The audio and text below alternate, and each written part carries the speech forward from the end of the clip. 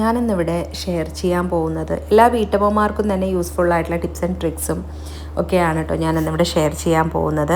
അപ്പം ഇനി നമുക്ക് നേരെ വീഡിയോയിലോട്ട് പോവാം. അപ്പോൾ നമ്മളിവിടെ ഒരു ചക്ക എടുത്തിട്ടുണ്ട് കേട്ടോ. അത്യാവശ്യം നല്ല വലുപ്പമുള്ള ചക്ക തന്നെയാണ് എടുത്തിരിക്കുന്നത്. ഇതുപോലെ നമ്മൾ 2 ചക്കയാണ് കേട്ടോ നമ്മളിതുപോലെ കട്ട് ചെയ്തെടുക്കുന്നത്. അപ്പോൾ മിക്ക ആൾക്കാർക്കും ചക്ക മുറിക്കാനൊക്കെ ഭയങ്കര മടിയായിരിക്കും. അപ്പോൾ നമ്മളെപ്പോഴും വീട്ടിനകത്ത് വെച്ച് മുറിക്കാതെ ഇതുപോലെ പുറത്ത് കുറച്ച് ന്യൂസ് പേപ്പറൊക്കെ വിരിച്ച് വേണം നമ്മളത് കട്ട് ചെയ്യാനായിട്ട്. അപ്പോൾ നമ്മൾ കട്ട് ചെയ്യുന്നതിന് മുമ്പ് തന്നെ നമ്മൾ വെട്ടുകത്തിയിൽ നല്ലപോലെ തന്നെ എണ്ണ അപ്ലൈ ചെയ്ത് നമ്മുടെ കയ്യിലൊക്കെ ഒന്ന് എണ്ണ അപ്ലൈ ചെയ്തതിന് ശേഷം വേണം നമ്മൾ ഇത് ചെയ്യാനായിട്ട് കേട്ടോ. അപ്പോൾ നമ്മൾ വെട്ടുകത്തിയിൽ ആദ്യം ആ എണ്ണ അപ്ലൈ ചെയ്തു. എന്നിട്ട് ഇതുപോലെ ഒന്ന് 2 ഇതാക്കി ഒന്ന് കട്ട് ചെയ്തെടുത്തതിന് ശേഷം ഒരു ന്യൂസ് പേപ്പർ യൂസ് ചെയ്ത് അല്ലെങ്കിൽ ഒരു ടിഷ്യൂ പേപ്പർ യൂസ് ചെയ്തിട്ട് നമ്മൾ അതിലുള്ള പശയെല്ലാം തന്നെ ഒന്ന് തുടച്ചെടുക്കുക കേട്ടോ. എന്നിട്ട് അതിന് ഇതുപോലെ തന്നെ ഈ വീഡിയോയിൽ കാണുന്ന രീതിയിൽ ഒന്നുകൂടെ കട്ട് ചെയ്തെടുക്കുക. എന്നിട്ട് നമ്മൾ അതും നല്ലപോലെ തന്നെ നമ്മളൊന്ന് തുടച്ചെടുക്കുക കേട്ടോ. ഇപ്പോൾ ചക്കയൊക്കെ ഇടിഞ്ചക്കയുടെ പ്രായമൊക്കെ കഴിഞ്ഞ്, അതായത് പച്ചച്ചക്കയുടെ ഒക്കെ അത് കഴിഞ്ഞ് നല്ല മൂത്ത് ഇതിപ്പോൾ ഇങ്ങനെ പഴുത്ത് വരുന്ന ഒരു ടൈമാണല്ലോ. അപ്പോൾ നമ്മൾ ചില വീടുകളിലൊക്കെ ചക്ക ഉണ്ടെന്നുണ്ടെങ്കിൽ ഒരേ സമയം 4-5 ചക്കയൊക്കെ ഒരുമിച്ച് പഴുത്തിട്ടുണ്ടെന്നുണ്ടെങ്കിൽ നമ്മളെല്ലാം നമുക്ക് കഴിക്കാനൊന്നും പറ്റില്ല. നമ്മൾ ആർക്കൊക്കെ ഷെയർ ചെയ്ത് കൊടുത്താലും പിന്നെയും ബാലൻസ് ഉണ്ടാവും.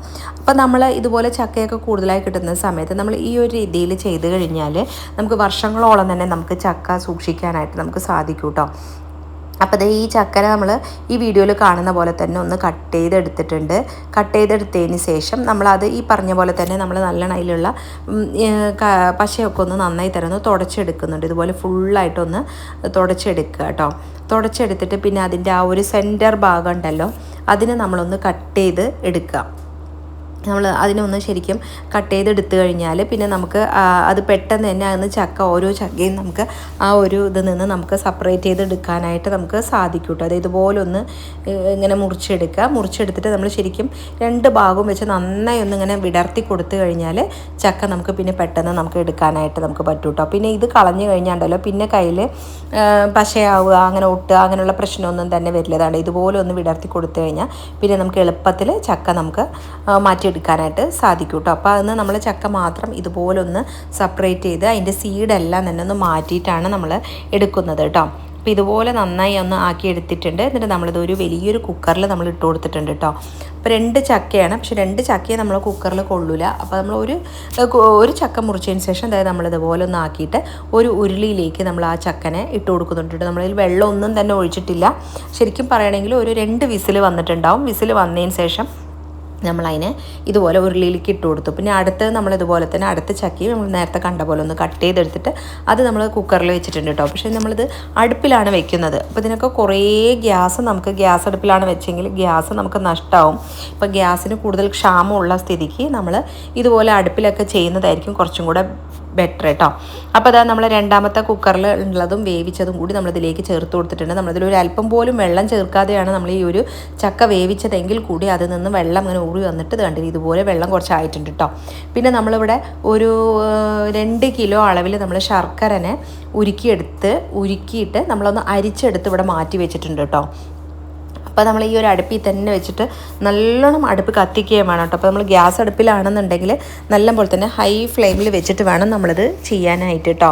എന്നിട്ട് ഇത് നന്നായി ഒന്ന് അതിലുള്ള വെള്ളം എല്ലാം വറ്റി ഒന്നിങ്ങനെ കുറുകി വരുന്ന സമയത്ത് നമ്മളിന്ന് കുറച്ച് ശർക്കര നമ്മളിതിലേക്ക് അതുപോലെ ഒന്ന് ഒഴിച്ചു കൊടുക്കുന്നുണ്ട് കേട്ടോ.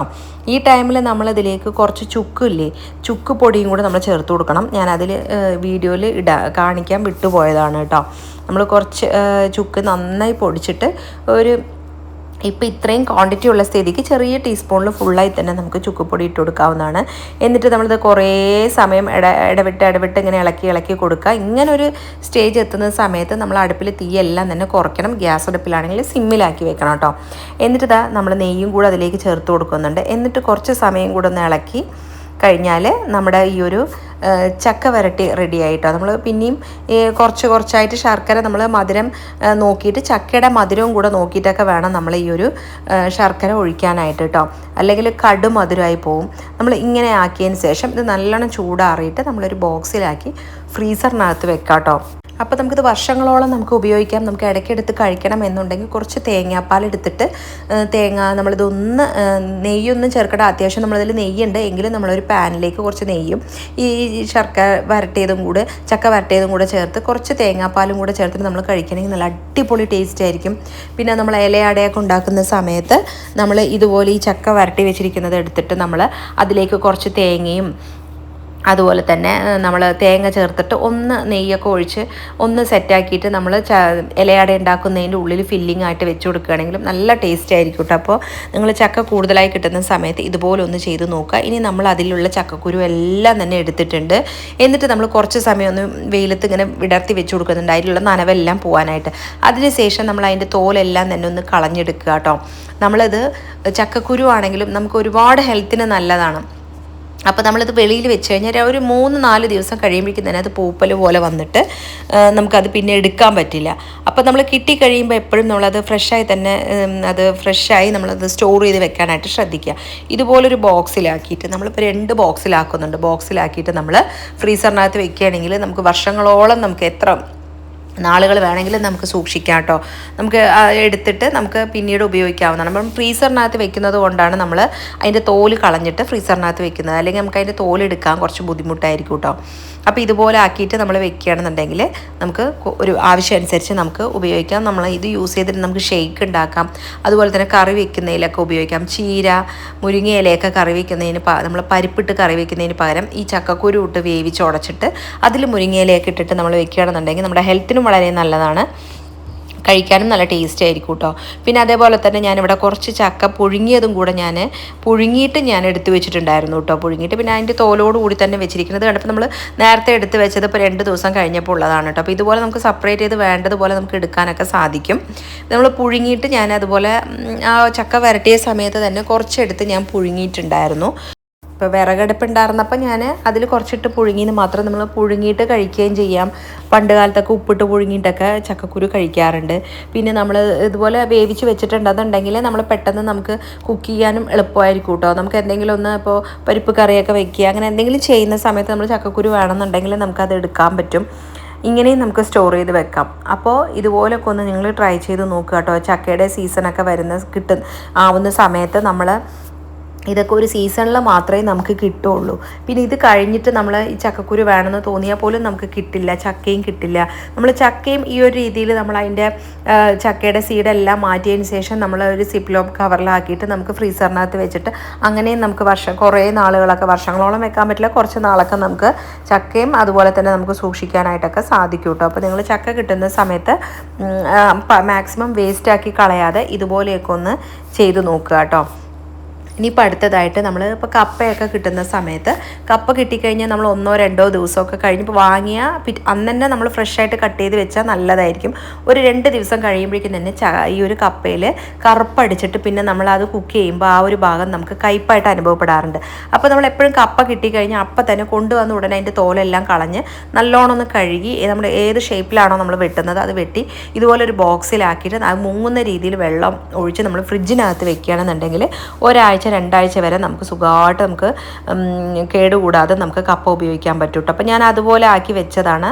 ആ കപ്പ മുഴുവൻ ഒരു കുക്കറിലേക്ക് ഇട്ട് കൊടുത്തിട്ടുണ്ട്. പിന്നെ നമ്മൾ ഒരു പിടി അളവിൽ ചെറിയുള്ളിയും അതുപോലെ എരിവിന് ആവശ്യത്തിനുള്ള പച്ചമുളകും ഒന്ന് മിക്സിയുടെ ജാറിലിട്ട് ഒന്ന് ക്രഷ് ചെയ്തെടുത്തിട്ട് അതും കൂടെ നമ്മൾ ഇതിലേക്ക് ഇട്ട് കൊടുക്കുന്നുണ്ട്. പിന്നെ ആവശ്യത്തിനുള്ള ഉപ്പും പിന്നെ നമ്മൾ തിളച്ച വെള്ളമാണ് കേട്ടോ ഒഴിച്ചു കൊടുക്കുന്നത്. നമ്മൾ ഗ്യാസ് ലാഭിക്കാനായിട്ട് ഇതുപോലെ തിളച്ച വെള്ളവും കൂടെ നമ്മൾ അതിലേക്ക് ഒഴിച്ച് നന്നായി ഒന്ന് മിക്സ് ചെയ്തതിന് ശേഷം നമ്മൾ അടുപ്പിൽ വെച്ചിട്ട് ഒരു 3 വിസിലൊക്കെ നമുക്ക് വരുത്തിക്കാവുന്നതാണ് കേട്ടോ. അപ്പോഴേക്കും തന്നെ നമ്മുടെ ഈ ഒരു കപ്പ നല്ല പോലെ തന്നെ വെന്തുടഞ്ഞ് കിട്ടും കേട്ടോ. അപ്പോൾ നിങ്ങൾ എൻ്റെ ചാനൽ ആദ്യമായി കാണുന്ന കൂട്ടുകാരാണെങ്കിൽ സബ്സ്ക്രൈബ് ചെയ്യാതെ കാണുന്ന കൂട്ടുകാരുണ്ടെങ്കിൽ ഒന്ന് സബ്സ്ക്രൈബ് ചെയ്ത് സപ്പോർട്ട് ചെയ്യണേ.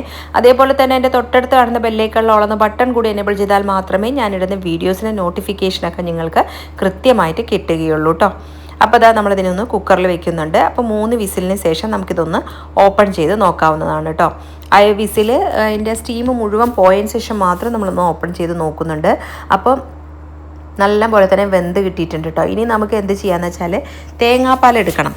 തേങ്ങാപ്പാൽ ഇപ്പോൾ ഞാൻ കട്ടിക്കുള്ള പാല് തന്നെയാണ് എടുത്തിരിക്കുന്നത് കേട്ടോ. 1-ാം പാല് 2-ാം പാല് അങ്ങനെ സെപ്പറേറ്റ് ചെയ്ത് എടുത്തിട്ടില്ല.